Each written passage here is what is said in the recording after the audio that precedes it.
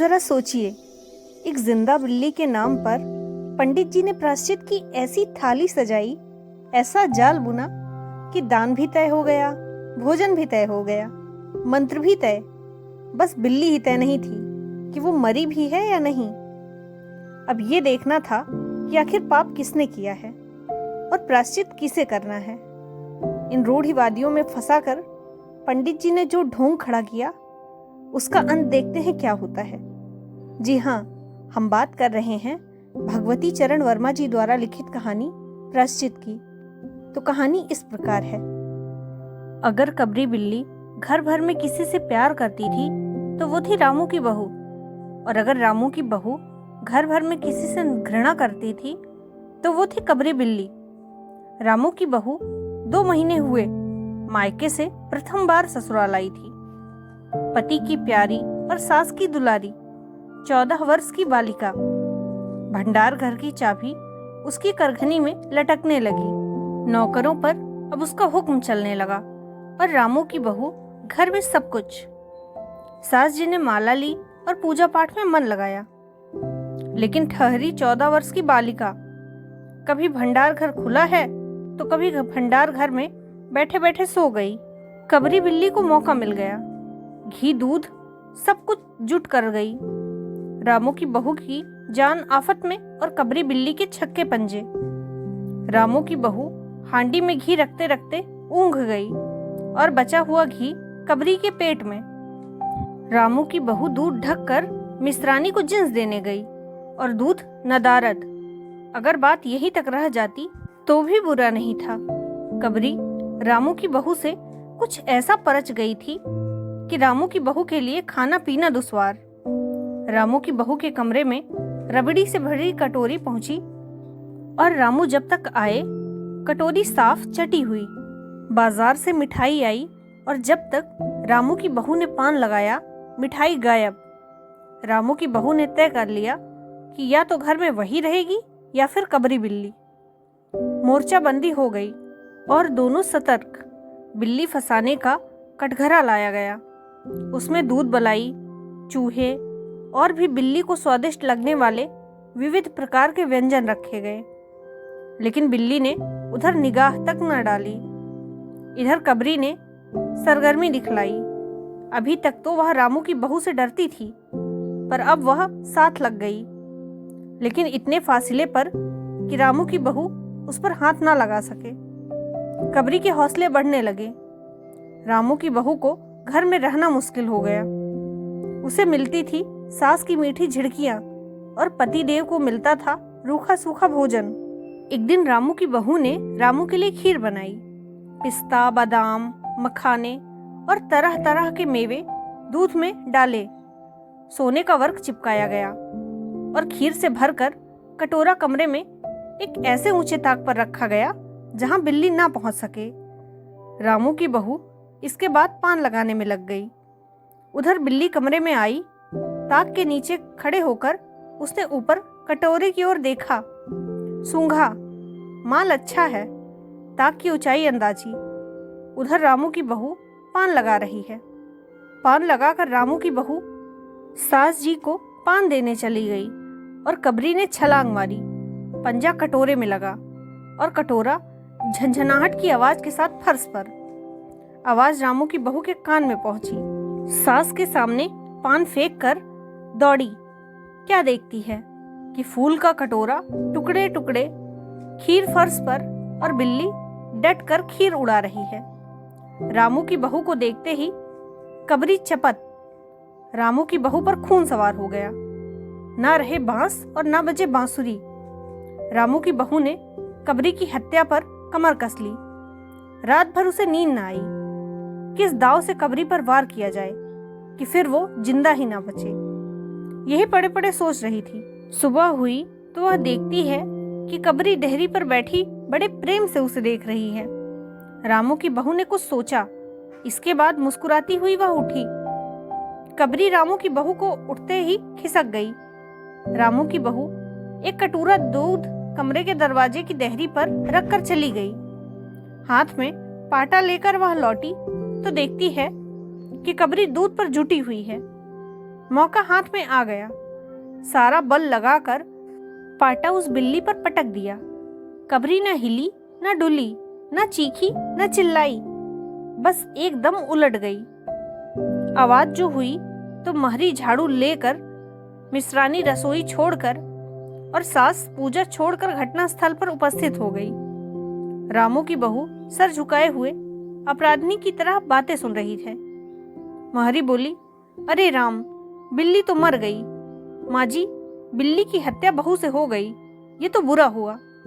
मिश्रानी बोली, माँ जी, बिल्ली की हत्या और आदमी की हत्या बराबर है। हम तो रसोई ना बनाएंगी जब तक बहू के सिर हत्या रहेगी। सास जी बोली, हाँ ठीक तो कहती हो। अब जब तक बहू के सर से हत्या ना उतर जाए तब तक न कोई पानी पी सकता है और न कोई खाना खा सकता है। बहू, ये क्या कर डाला? महरी ने कहा, फिर क्या हो, कहो तो पंडित जी को बुलाए लाएं। सास की जान में जान आई।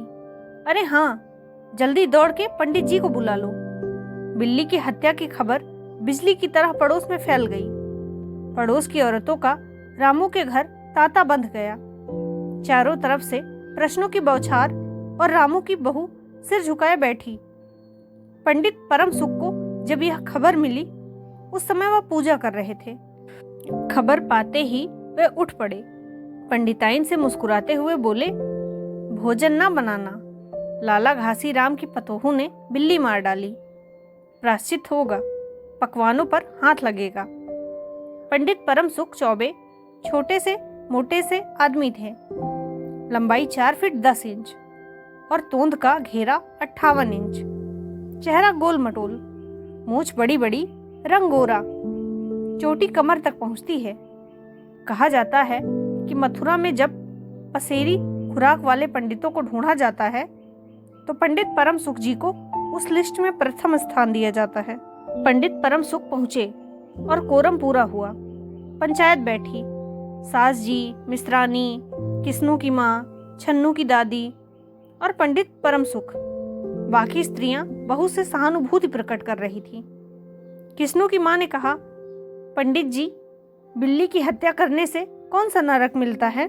पंडित परम सुख ने पत्रा देखते हुए कहा, बिल्ली की हत्या अकेले से तो नरक का नाम नहीं बतलाया जा सकता। वह मुहूर्त भी मालूम हो जब बिल्ली की हत्या हुई, तब नरक का पता लगाया जा सकता है। यही कोई 7 बजे सुबह मिश्रानी जी ने कहा। पंडित परम सुख ने पन्ने के पन्ने उल्टे, अक्षरों पर उंगलियां चलाई, माथे पर हाथ लगाया और कुछ सोचा। चेहरे पर धुंधलापन आया, माथे पर बल पड़े, नाक को सिकुड़ी और स्वर गंभीर हो गया। हरे कृष्ण, हे कृष्ण। बड़ा बुरा हुआ। प्रातः काल ब्रह्म मुहूर्त में बिल्ली की हत्या घोर कुंभी पाप नरक का विधान है। रामू की माँ, यह तो बड़ा बुरा हुआ। रामू की माँ की आंखों में आंसू आ गए। तो फिर पंडित जी, अब क्या होगा, आप ही बताएं। पंडित परम सुख मुस्कुराए। रामू की माँ, चिंता की कौन सी बात है, हम पुरोहित फिर किस दिन के लिए हैं। शास्त्रों में प्रायश्चित का विधान है, सो प्रायश्चित से सब कुछ ठीक हो जाएगा। रामू की माँ ने कहा, पंडित जी, इसलिए तो आपको बुलाया था। अब आगे बतलाओ कि क्या किया जाए। अजी, क्या जाए, यही एक सोने की बिल्ली बनवा कर बहू से दान करवा दिया जाए। जब तक बिल्ली ना दे दी जाएगी तब तक घर तो अपवित्र रहेगा। बिल्ली दान देने के बाद 21 दिन का पाठ हो जाए। छन्नू की दादी बोली, हाँ और क्या, पंडित जी ठीक कहते हैं। बिल्ली अभी दान दे दी जाए और पाठ फिर हो जाए। रामू की माँ ने कहा, तो पंडित जी, कितने तोले की बिल्ली बनवाई जाए?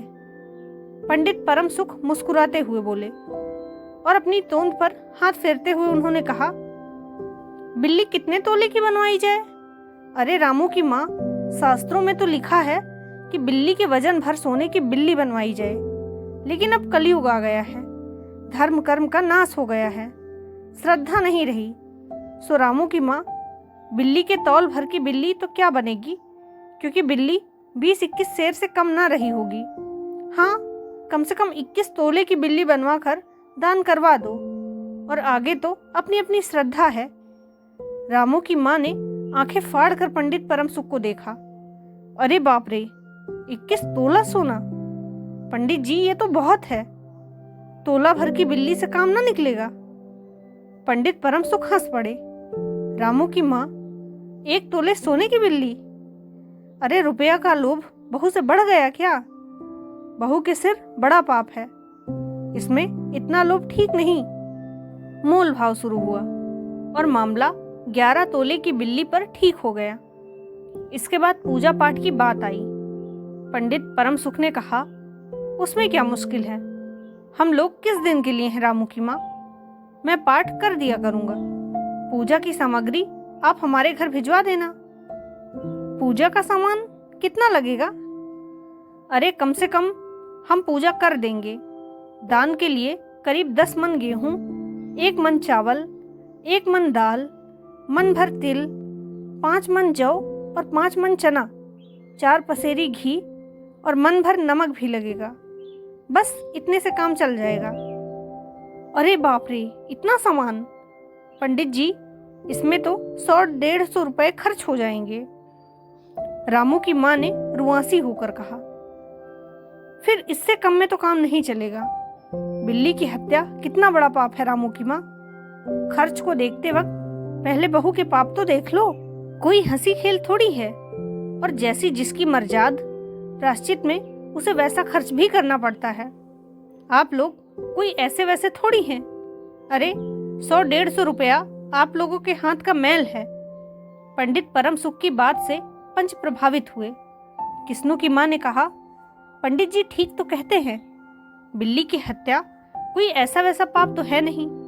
बड़े पाप के लिए बड़ा खर्च होना चाहिए। छन्नू की दादी ने कहा, और नहीं तो क्या, दान पुण्य से भी पाप कटते हैं। दान पुण्य में किफायत ठीक नहीं। मिश्रानी ने कहा, और फिर माँ जी, आप लोग बड़े आदमी ठहरे, इतना खर्च कौन आप लोगों को अखरेगा? रामू की माँ ने अपने चारों ओर देखा। सभी पंच पंडित जी के साथ। पंडित परम सुख मुस्कुरा रहे थे। उन्होंने कहा, रामू की माँ, एक तरफ तो बहू के लिए कुंभी पाक नरक है और दूसरी तरफ तुम्हारे जिम में थोड़ा सा खर्च, सो उससे मुंह ना मोड़ो। एक ठंडी सांस लेते हुए रामू की माँ ने कहा, अब तो जो नाच नचाओगे नाचना ही पड़ेगा। पंडित परम सुख जरा कुछ बिगड़ कर बोले, रामू की माँ, यह तो खुशी की बात है। अगर तुम्हें यह अखरता है तो ना करो, मैं चला। इतना कहकर पंडित जी ने पोथी पत्रा बटोरा।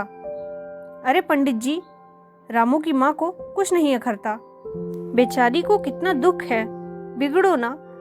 मिश्रानी, छन्नू की दादी और किशन की माँ ने एक स्वर में कहा। रामू की माँ ने पंडित जी के पैर पकड़े और पंडित जी ने अब जमकर आसन जमाया।